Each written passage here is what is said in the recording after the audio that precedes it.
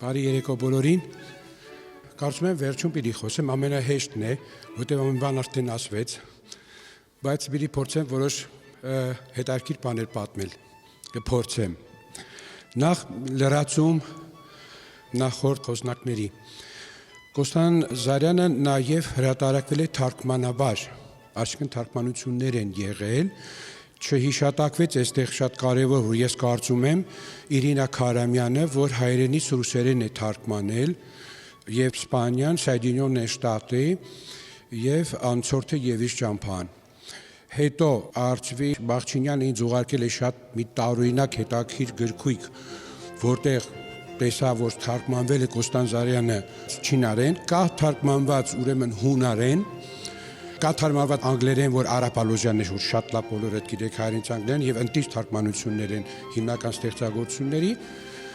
կա թարգմանված նույնիսկ էստոներեն, նավը լեռան վրա, բայց դժբախտաբար թարգմանությունը եղել է խորհրդային Հայաստանում տված նավը լեռան վրայի սովետականացված վերջաբանով հրատարակության ռուսերեն թարգմանության հիման վրայի արված էստոներեն, այսինքն երկու անգամ թարգմանվել է, ճիշտն ասած ինքին էստոնուհի է, ես իրեն խնդրել եմ ասել, մի քիչ կարդացել է, ասել է, ես չեմ կարող քեզ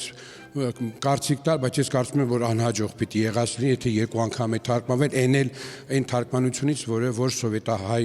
ուրեմն օրինակն է։ Սա ուղղակի որպես լրացում։ Երեք բանի մասին եմ ուզում խոսեմ, դիվանը, թե ինչ ճանապարհ եւ ինչ ճակատագիր ունեցավ եւ ինչպես եղավ, որ դիվանը ի վերջով բացվեց եւ հրատարակվեցին բոլոր գրքերը, ոչ թե Կոստան Զարյանը եւ Իտալիան, այլ Կոստան Զարյանը այսօր Իտալիայում, թե ես թատրոնի հետ ինչ աշխատանքներ եմ անում, երևի հետաքրքիր կլինի նաեւ ձեզ, եւ երրորդը, ինչ կուզենայի այսքան հրատարակությունից հետո, այսքան միջոցառումներից հետո,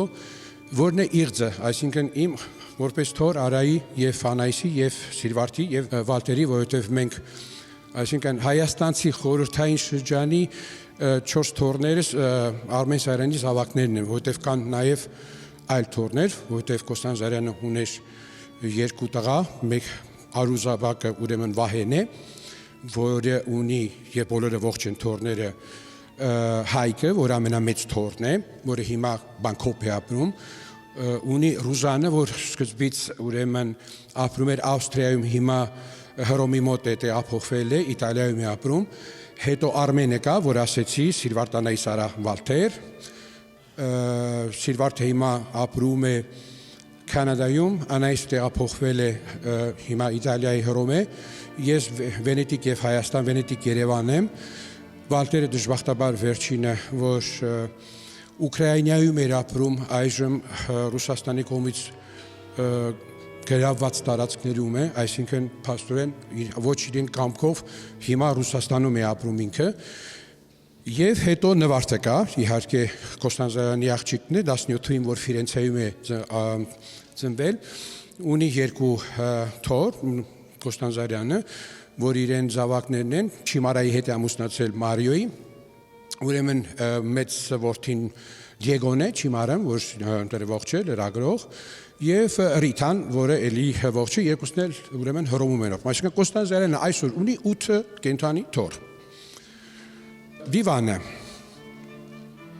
Ես մի քիչ պատմեցի ասուլիսի ժամանակ, այսինքն երբ որ Կոստան Զարյանն աչքերը փակեց 69 թվին, եւ դեկտեմբերի 11-ին էր, եթե լավ եմ հիշում օրը, եւ թաղումը Արվեստի աշխատողի տնից է, շատ լավ հիշում եմ տեղը հիմա,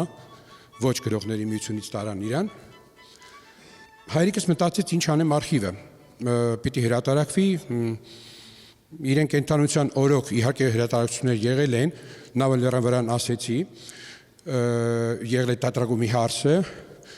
եղել է 3 երգերը, հոդվածներ, այդքան, բայց հիմնական իրան գրական աշխատանքը, ստեղծագործությունները փաստորեն մնացել են այսպես կոչված, ես շարունակում եմ ասել այդ բառը, որովհետև սիրում եմ սունդուկի մեջ, այդ պահոցի մեջ։ Հայրիկը փորձեց տարբեր բաներ հանել իրեն ծանոթների, բարեկամների միջոցով այստեղ այնտեղ հրատարակել, որոշ բաներ կարողացավ անել, բայց տեսավ, որ չի ստացվում, փակեց ամբողջը, ասեց պիտի սպասենք ժամանակը գալու է Կոստան Զարյանի։ Սա իմ հայրն էր ասում, ես շատ լավ հիշում եմ։ Այդ սունդուկները ինչ պիտի անենք, մայրիկս հանճարեղ մի լուծում գտավ, այդ որտեղ մեծ են դրանք, Մատենադարանում են հիմա։ Ուրեմն խոհանոցի մասը մենք բան ենք ընդարձակել էինք եւ պատշգամբ կար, ինչպես բոլորը պատշգամբները փակում ենք, խոհանոցը մեծացրել ենք եւ ով որ եկել է մեր տուն եւ այստեղ ներկաներից կան իմ ընկերներից, որոնք այդ ժամանակ եկել են, տեսել են, գիտեն։ Ուրեմն այնպես էր դասավորել, որ կացես խոհանոցի կահավորման մաս կազմեին, այսինքն չէին երևում դրանք, շորերով ծածկել էր բան եւ այլն, եւ այդպես մնացել են այդ ձեռագրերը սունդուկների մեջ։ Հետո խորհրդային միությունը փլվեց, պատերազմ սկսվեց, երկրաշարժը եղավ, բոլոր այդ արհավիկների շրջաններ, հետո հայրիկը մահացավ 94 թվականին եւ մենք 4 թորներով, խորհրդահայ թորներով որոշեցինք ինչ պիտի անենք սա, պիտի հրատարակենք, այո, բայց ժամանակը չի, որովհետեւ հիմա պայմանները չկան եւ մինչեւ այդ իհարկե պիտի անպայման նշեմ, որ մինչև այս շրջանը, մինչև այդ 94 թվականը, մինչև հայրիկի ուրեմն հանգչելը, Երևանը գալիս էր մեր տուն, միակ մարդն էր, այն ժամանակ Յուրա Խաչատրյանն էր, Երևան Տեր Խաչատրյանը, գալիս էր մեր տուն, ուներ հայրիկի վստահությունը, հայրիկը ոչ մի բան երբեք իրեն չի տվել, ինքը գալիս էր, խնդրում էր ինչ-որ նյութեր, հայրիկը որոշում էր, ընտրում էր, հանում էր այդ սունդուկներից, բավական մեծ դժվարությամբ, որովհետև իրեր էին վրան եւ այլն, հանձնում էր իրան, եւ ես հիշում եմ, որովհետև պատանի այն ժամանակ ուսանող էի, ինքը ուրեմն սեղան կար, մայրիկը սեղանը պատրաստում էր, մի անկյուն էր բացում, եւ Երևանը թե էր պատրաստում սուրճ եւ այլն, Երևանը այնտեղ ժամերով կարդում էր, վերջացնում էր, շնորհակալություն էր ասում, երբեմն մեր հետ պաստա էր ուտում մամայի սարքած թալյատելաները եւ գնում էր տուն։ Տարիներ այդպես ինքը արել է եւ հավաքել է այդ ուրեմն այդ նյութերը։ Այսինքն առաջինն է եղել, որը որ ուսումնասիրել է ուրեմն Կոստան Զարյանի դիվանը, որից հետո ես տեղափոխվեցի Իտալիա, Հայաստանում թորներից ոչ ոք չմնաց, այդպես ստացվեց։ Ես ամբողջ դիվանը տարա եւ տեղավորեցի իմ ընկերոջ ուրեմն պահասենյակում եւ այդպես այդ մնաց։ Իմ աշխատանքի բերումով եւ փագագծերի մեջ ասեմ, որ երկու անգամ եմ այսօր գոհունակ, նախ որ պապիկի ծնունդն է եւ երկրորդը որ այս միջավայրում եմ, որովհետեւ 10 տարի է այս միջավայրի մեջ եմ ես, ամեն տարի գալիս եմ եւ հայկական եկեղեցիներում ուսումնասիրում եմ որմնանկարներ եւ այստեղ օրինակ այն դիմացը կա հրաշալի որմնանկար է բացառիկ գեղեցկությամբ 6-րդ դարի Լմբաթավանքի Սուրբ Ստեփանոս նախավկա եկեղեցու որմնանկարն է, որը պատկերում է Եզեկիել մարգարեի առաջին տեսարանն է, տեսիլքն է։ Հրաշալի ուրեմն պահպանվել է Քրիստին Լամուղեի հետ, որ Բելգիոյի է, վերականգնել ենք, հրատարակել են գրքերը, սա փակագիծը փակեցի։ Գամ դիվանին։ Ամեն տարի գալիս եմ եւ ամեն տարի Երևանի հետ պայմանավորվում ենք, ամեն տարի գնում ենք ընկերոջս ուրեմն այստեղը, որտեղ որ պահել են նյութերը, բացում ենք սունդուկները, նայում ենք միասին, որոշում ենք, ինքը ուսումնասիրում է նյութը եւ այսպես ուրեմն հրատարակվեցին բոլոր այն գրքերը, որի մասին արդեն ուրեմն խոսվեցին։ Սա ուրեմն դիվանի հետ կապված։ Մի այստեղ բան ավելացնեմ, որ երբ խորհրդային միությունը փլվեց, երբ պատերազմ սկսվեց եւ երկրաշարժներ, եւ բոլորս պիտի մեկնեինք, արդեն մեր ծնողները մահացել էին, տունը էլ չկար, ամբողջ նյութերը մենք պահեստավորել էինք, չգիտեինք ինչ պիտի լինի Հայաստանի վիճակը, որտեղ շատ բարդ էր։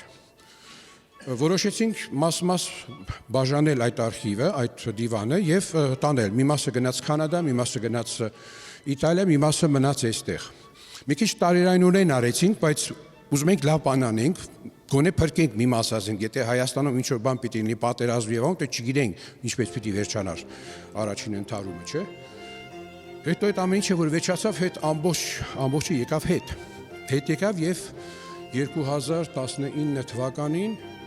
բոլորս միասին մենք 4 սովետահայ որոշեցինք, որ ճիշտ տեղը այս ամբողջ նյութի մատենադարանն է եւ նվիրեցինք մատենադարանին, Կանադայի արխիվն էլ եկավ,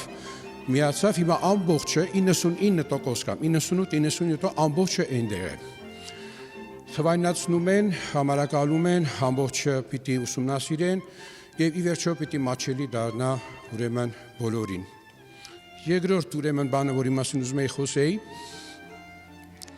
ես բախտ եմ ունեցել ծանոթանալ եւ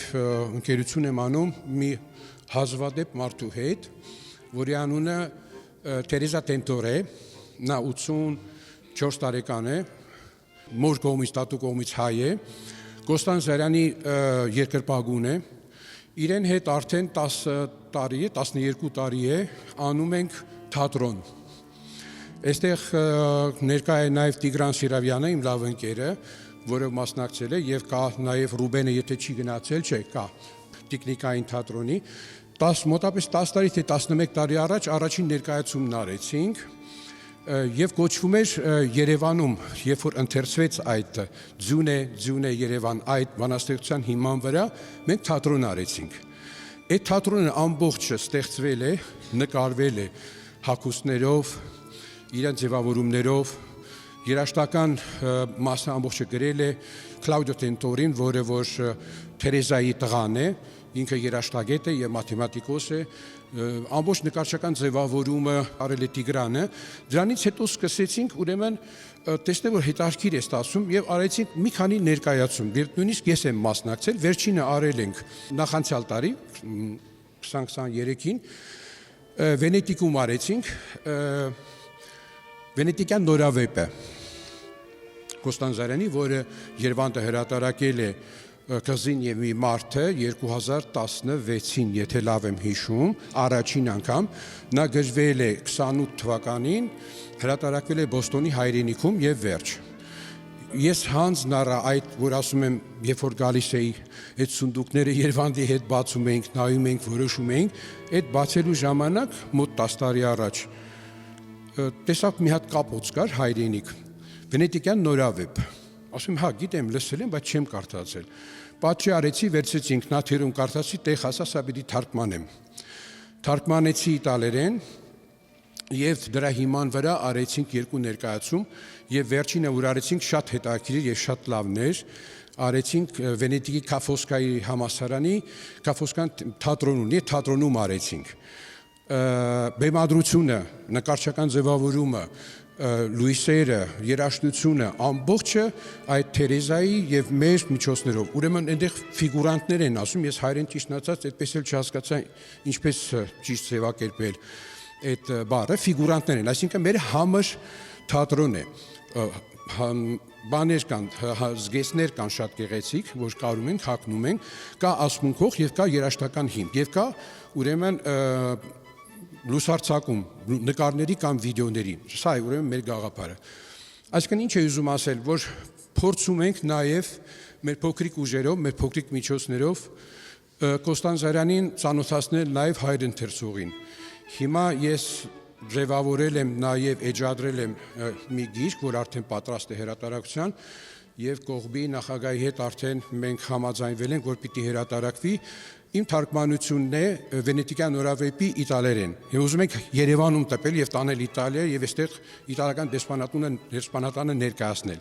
Այսպիսի մի ծրագիր։ Եվ վերջին մի բան, իմ ցանկությունը, որ ասեցի, որպես թոր։ Ուրեմն բացի բոլոր այն բաները, որ Կոստան Զարյանը գրել է եւ հրատարակել են եւ պիտի հրատարակվեն, կա մի ասպարեզ շատ կարեւոր, որպեսզի կարողանանք ճանաչել ով է Կոստան Զարյանը եւ ում հետ է ինքը շփվել եւ ինչպես է ինքը կազմավորվել։ Դա իրեն նամակներն են, այսինքն նամականին է։ Ես հույս ունեմ, որ կունենամ այնքան առողջություն եւ այնքան կյանք, որ կարողանամ դա տեսնել։ Դա շատ բարդ գործ է, որովհետեւ 1000-ից ավելի նամակներ կան, երևի 5-6, եթե ոչ ավել լեզուներով տարբեր մարդկանց հետ կարևոր, շատ կարևոր, հռչակավոր եւ քիչ կարևոր մարդկանց հետ։ Դրանք պետք է ամբողջը ուրեմն բաղադրվեն, բոլոր այդ նամակները, բոլոր նյութերը իմիջալոց երկու տեղում են։ Առաջինը հայրիկս մինչև իրեն մահանալը մոտ 400 քանի նամակ, որ Վարդան Մաթեոսյանը շատ լավ գիտի եւ ուսումնասիրել է եւ շատ հոդվածներ է գրել դրա մասին, որի համար շնորհակալ եմ, Գաթում է գտնվում։ Մոտ 400 նամակ է, մնացած բոլոր նամակները, որոնց մաս են կազմում նաեւ ընտանեկան նամակներ, այսինքն պապիկը տատիկին, տատիկը Ֆրանսիսին, Արմենը հորը, հորը հայրը Արմենին եւ մեր մեջ բոլոր նամակները կան, որոնք կարող են լույս սփռել իրեն տարբեր շրջանների վերաբերյալ, սրանք շատ կարևոր են, կուզենայի, որ ոչ բոլորը, բայց ուսումնասիրվեին, մասնատվեին, խմբագրվեին եւ առանձնացվեին, որպեսզի նամականիով մենք կարողանանք ավելի լավ ճանաչել Կոստան Զարյանին։ Սա իմ մաղթանքն է եւ ով որ զբաղվում է Կոստան Զարյանով եւ զբաղվել եւ շարունակում է, թող նկատի ունենա, որ թոռան ցանկությունն էլ ուրեմն գոնե իմ եւ Անայսի, որ այստեղ ներկա ենք, սա է։ Բոլորիդ շատ շնորհակալ եմ եւ կողմից առաջին հերթին, որ ամեն ինչը այսպես կազմակերպեց հրաշալի ձևով։ Իսրտե շնորհակալ եմ։